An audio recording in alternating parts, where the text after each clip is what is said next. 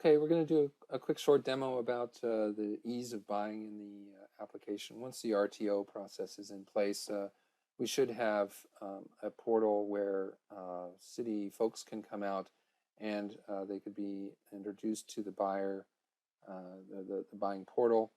They can see who they might be working with there. They might also see catalog items that are on discount, and they might even traverse through those catalog items or search through them to another screen, or they might go to a punch out. I know WB Mason is a big punch out for the city. We're going to use Amazon for now just for the demo purposes and just to demonstrate how easy a punch out is.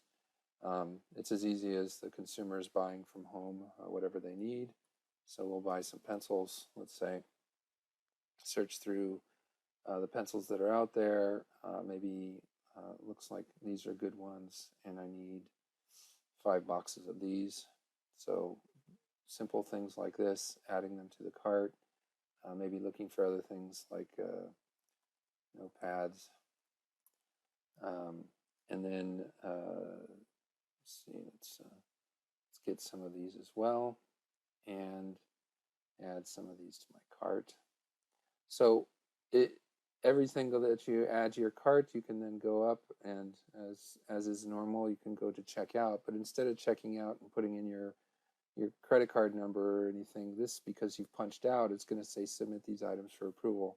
That's how you get them paid. The city pays for them, and they won't pay until they approve it. So what's happening now behind the scenes is it's going to take this cart back into our procurement system and create a requisition in our procurement system, the NYC procurement system.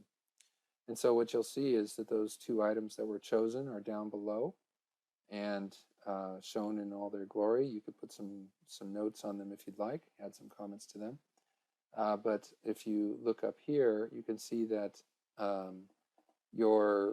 basically the information of the person who did this checking out, it's Charles Cook, who I'm pretending to be, and his information was put in here as the requester, his home location here, and for demo purposes, we're just using somebody in Kansas City, which is nice, but not necessarily New York.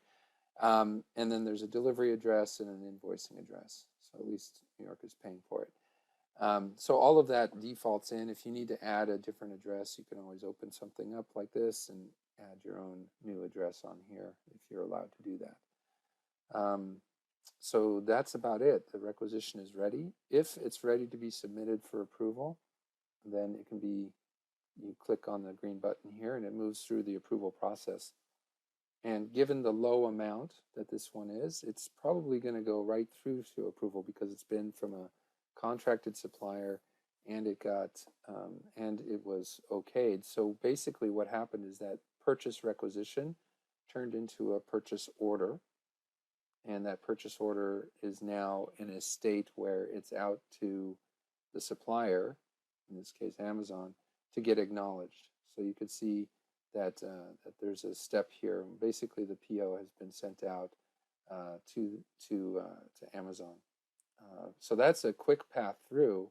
If you go back and look at the original requisition that Charles did, we can take a look at the workflow that it went through and why it flew through that so quickly. So Charles started it here with this initialization step.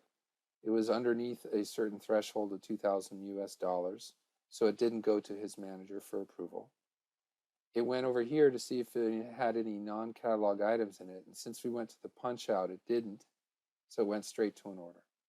If it had flipped over 2,000, it would have gone to the manager. If it had had some non-catalog items with it, it would have gone to the purchasing department or the authorities that make sure that you're not ordering off a catalog, or they find it in the catalog, and then it would go back to that person for approval. Did I get the right thing on there?